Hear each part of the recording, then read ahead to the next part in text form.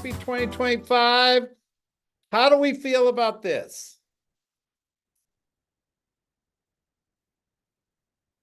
Happy New Year.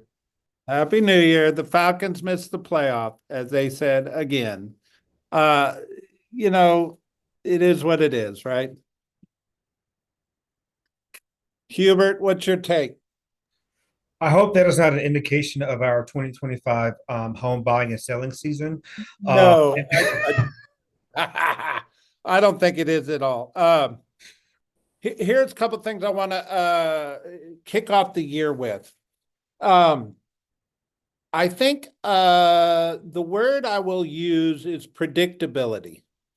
So follow my rationale in this is when the pandemic hit, we didn't have predictability in our industry. And then we went into this hyperinflated period. And quite honestly, it was just on overdrive. So we didn't care so much about predictability because we were moving so fast. And then when the economy shifted, and the mortgage interest rates went all over the place, and then we had NAR settlement disruption, we had all kinds of distractions in our industry.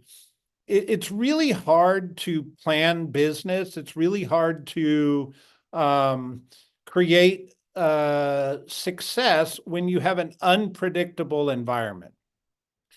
And what I believe the gift that's being given to us right now is we have a year ahead of us that we're going to have predictability.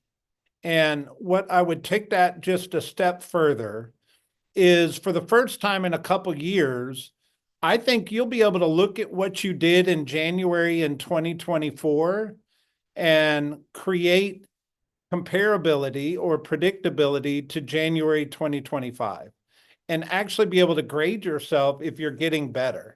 I think you'll be able to look at your first quarter this year and decide if you improved upon last year's first quarter.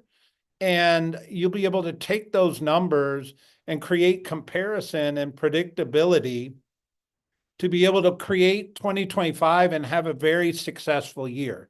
Now, I don't want to discredit, there's quite a few people in our organization, we studied it at the end of last year, that had incredible success in 2024, which I think is amazing. And yet, what I want the message you to hear right now is 2025 is going to be a year that you're going to be able to have predictability and you're going to be able to compare your success going forward compared to what you did last year, which is a gift in a business world because predictability creates sustainability, creates the ability to plan, the ability to basically be strategic in your success. So 2025 is by all accounts, economically going to be a better year than 2024, which I'm sure it's not a news flash, but you heard that 2024 was historically probably one of the lowest success years in real estate in almost 30 years. Now, if you're on this call, you survived that. If you thrived in 2024, you survived that. And that's amazing, first of all. But when you have predictability, you can actually create your success from internal factors more than external factors. And what I mean by that is externally, we've got the economy, we've got interest rates, we've got political and legal factors that are going on all around us. But internally, you control your morning, you control your lead generation, you control your mindset, you control your activities, and internally, you can thrive in a predictable environment 10x what you could in an unpredictable environment. So I'm really encouraged for 2025. It feels as if we are beyond the bottom. It feels as if statistically, we can show you that we're in a recovery period from the worst of the worst, if you will. And 10 years from now, 5 years from now, this will be part of the story that you went through this cycle, you've recovered this cycle, and no different than the Atlanta Falcons, Matt Pitts. That might be their worst year in a while. And from what I saw with their rookie quarterback, they have predictability in the future. Thanks so much, Mr. Pitts. But open dialogue before we jump into the numbers and any articles. How are we feeling about this year? Do you agree and understand what I just shared? Not everybody at once. I agree. I think you're spot on, Brett. I think this year you can control the controllables. I think that's always been the case. Yet I think it is so optimistic. We've gone through the tough time already. So now all of that is old news. This is new news. I think that there's so many great opportunities that are available, and the real estate market is promising on so many different levels. And I think that that's the part. But I love what you said, to control the controllables. The only thing we can control are our activities. Everything else is going to happen anyway. So we can predict what we can do. So thank you for sharing that message. All right, well, let's hit the numbers here. Okay, so Fulton County, before I show the numbers, end of year typically has a peak, right? Like there's usually a lot of houses that close out at the very end of the year. The way the calendar fell this year was interesting. So obviously, New Year's being in the middle of the week, the Hanukkah, Christmas, other religious holidays fell in the middle of a week. So all that to say, let me get over here. If you look at Fulton County, man, we've been tracking this a while. Look at that. We started the year this week with 675 new active listings in Fulton County. I think that's huge. It just goes to show there was a locked-in effect for a period of time where people had this story in their head that, oh, I got a 3% interest rate on my house. I'm not ready to go buy my next house and pay 6.5. I'll just stay longer. Well, 675 people in the last 7 days said, nope, I'm ready to move to the next chapter of my life. And that's a big number for the start of the year. We don't even have a full 7 days inside this number from January 1st. It's only 6 days. And we pulled that number this morning. So really, it's only 5 days worth of new listings if they came on January 1st forward. If you look beyond last week, which was disrupted by the holiday, we had weeks where they were putting on 847. We had 1 week where they were putting on 696 listings. So in a 5-day total to start the year, it tells me we're going to have a fast start to the year. And I feel really encouraged by that. 69 went under contract in the last 5 days, more or less. I guess you could have gone under contract in New Year's Eve in that number as well. And then we've got 165 pending, which is going to continue to build as the month goes on. Yet I want to pull your attention to these numbers. So 93 withdrew, 485 or 484 expired since December 31st. Now, the month prior was 220. And we're at 484. So I made the comment a couple weeks back that I actually believe you're going to see the largest influx of expired listings you've seen in years on December 31st. And there it is. That is a large number of listings that did not sell, but want to sell. So is there an opportunity? Yes. Are 1,000 agents going to probably prospect those expired listings right now? Yes. However, they won't all relist right now, but it tells us that there's people that are motivated and out there in the market to be transacting real estate. that probably got caught up in not getting right with pricing, maybe weren't consulted correctly around staging their house or making necessary repairs or whatever the individual story is. There's a large influx of failed listings that just hit the market. And some of those may be back in this active category if they were relisted, but nonetheless, 332 closed out in the last 7 days. I feel encouraged by that number. A month ago, it was 212. So really good numbers for Fulton County at the end of the year. If we jump over to DeKalb County,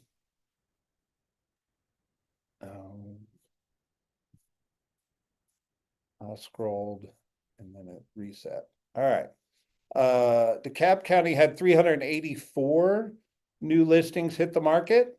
Really good number for them. Obviously, there was a 500 number back here, 290, 394. Really encouraging number, same conversation around DeKalb County. 32 went under contract, a little low, looking at the history in DeKalb County. So maybe it started a little slower than Fulton County, but we're at 78 pending. Expect that to continue to build.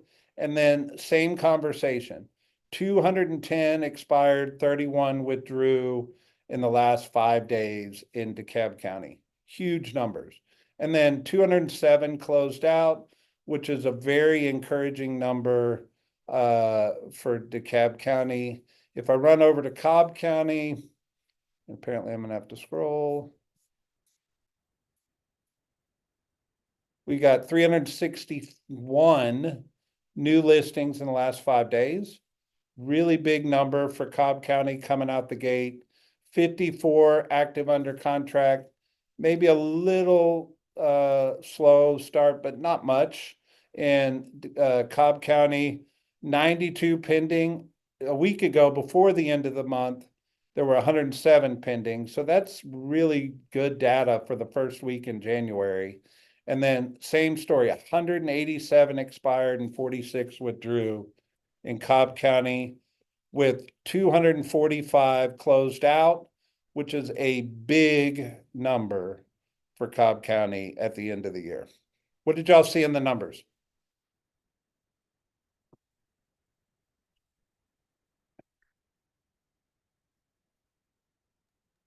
A lot of opportunity. Yeah. Good start, right? Opportunity is in front of us. And you know, I find it encouraging because some years, I've been in the industry now 25 years. Some years there's a slow start to January and it just kind of builds up until March. And some years it just comes flying out the gate. I think it's a little early to say it's going to come flying out the gate, but the early indicators say the year's starting pretty fast.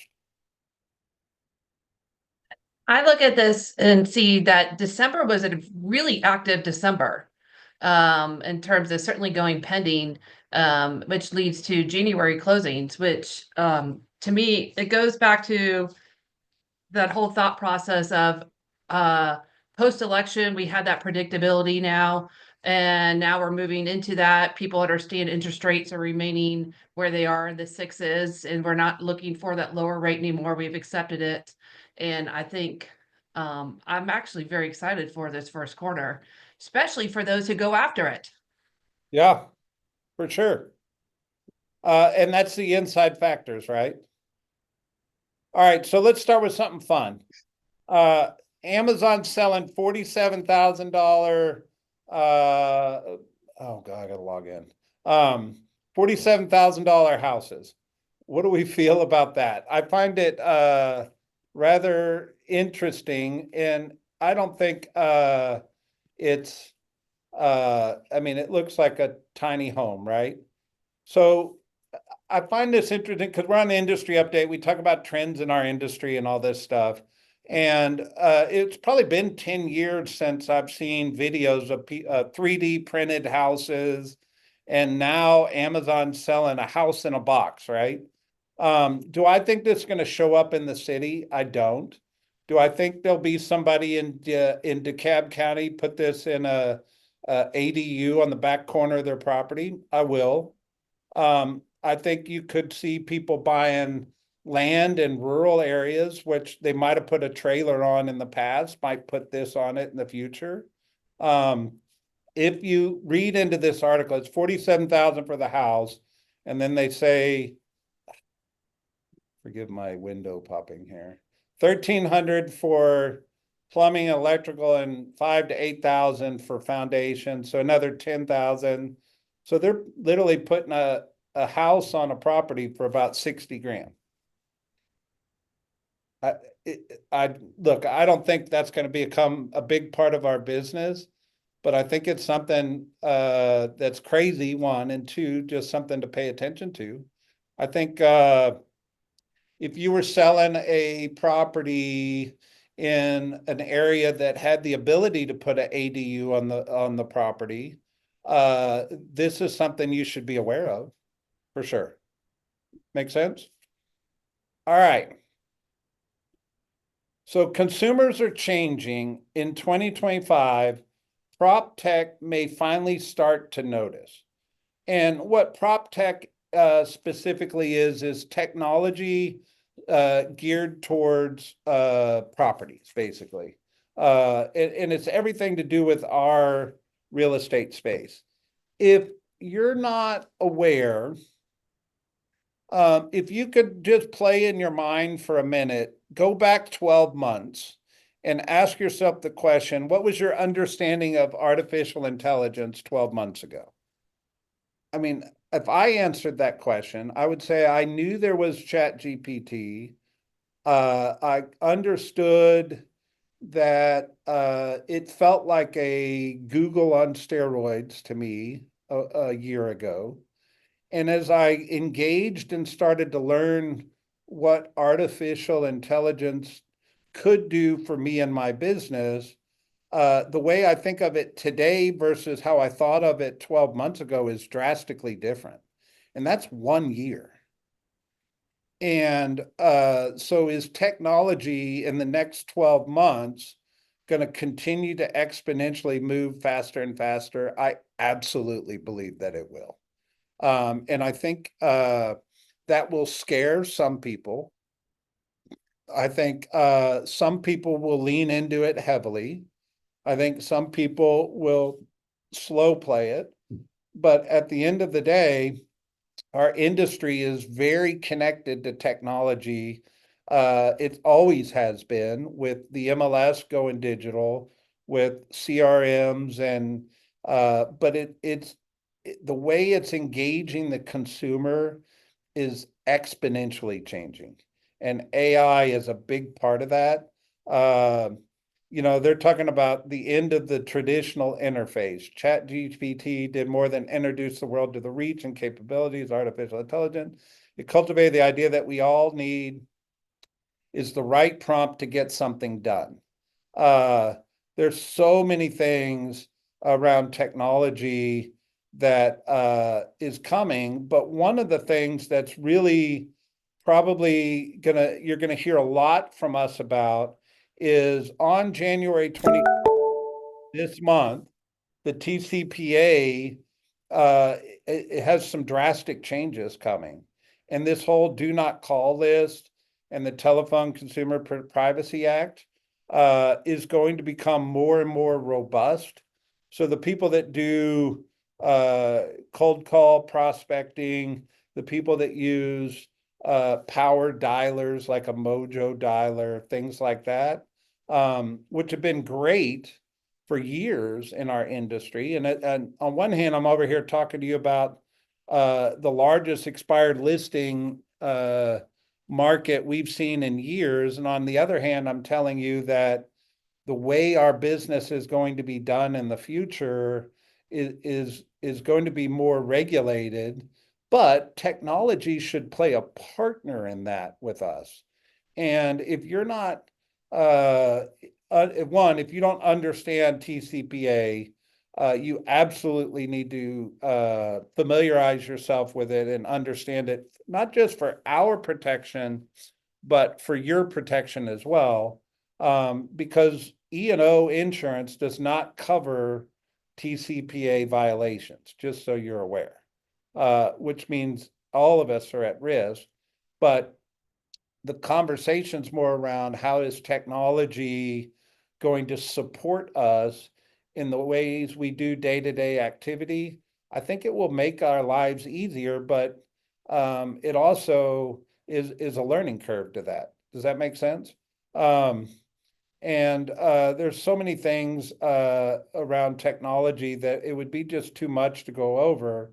But they're saying renting as a lifestyle, among others, luxury rental services providers is becoming a thing. There's also evolving priorities for AI, make better algorithms, of course. Has anyone figured it out? I mean, there's just so much stuff. You can read these articles. We post them in Circle. But the point of me putting it on here was really just to challenge your thinking around how much did your technology and your business evolve in the last 12 months? And just take that perspective and start 2025 with, okay, I need to make sure I'm moving with technology. I'm moving with innovation in the real estate space. Any comments?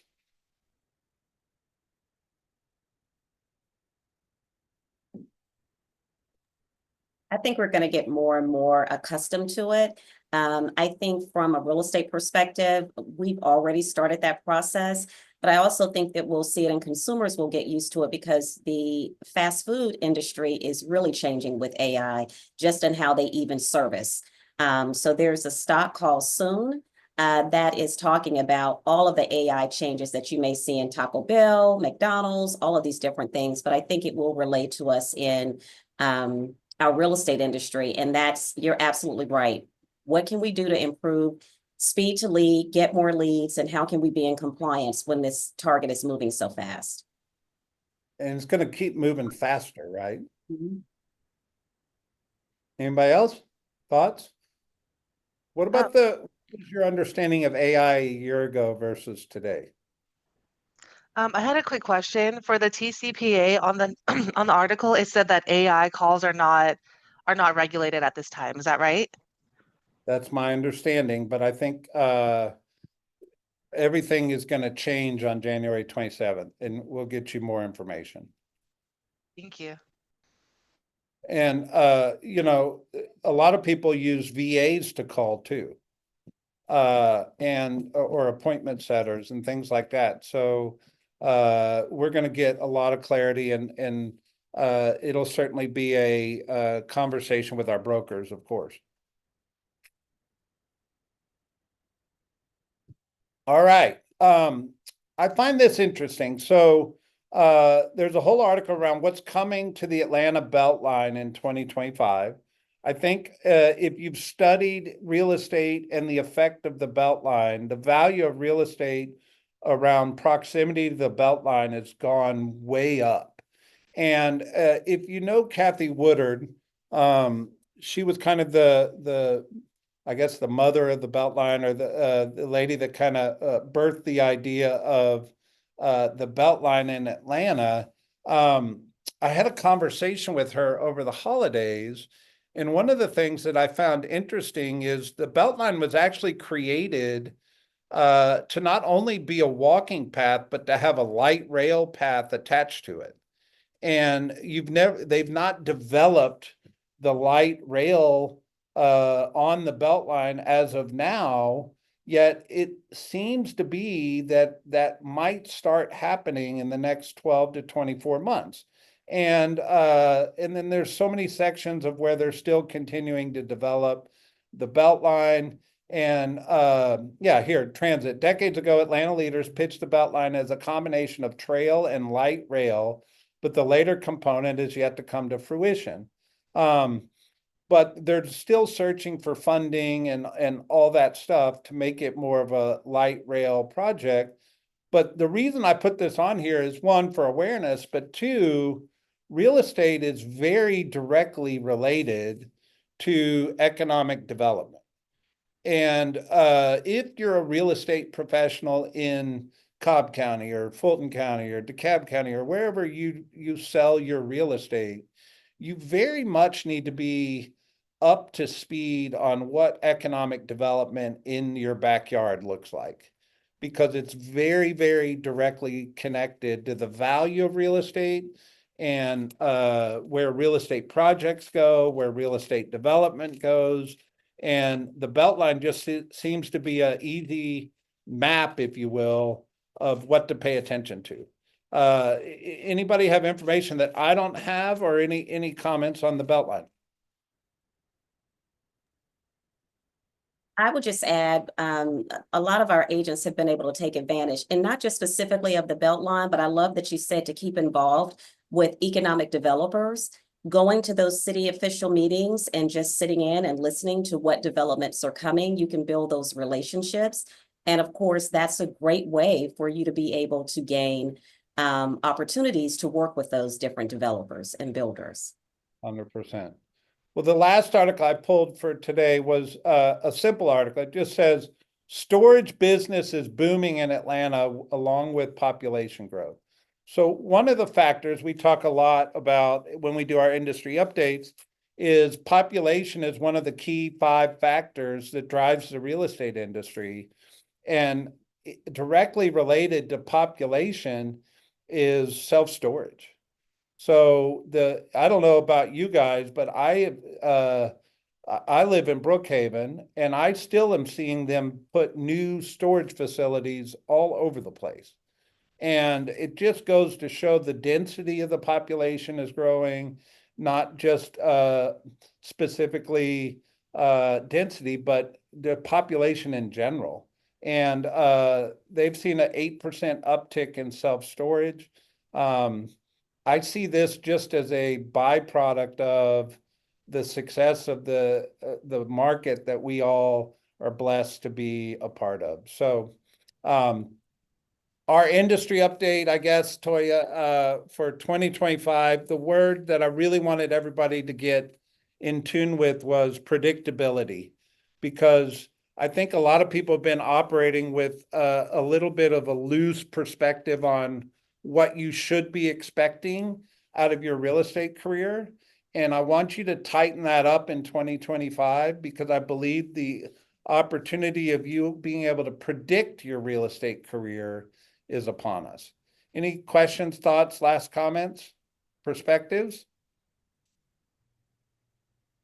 I didn't check the chat outside of Matt trying to talk trash. Opportunity. I think I heard Hubert say that earlier. Lots of Yeah. opportunities. Boom. Well, there's your update, guys. Have a good week.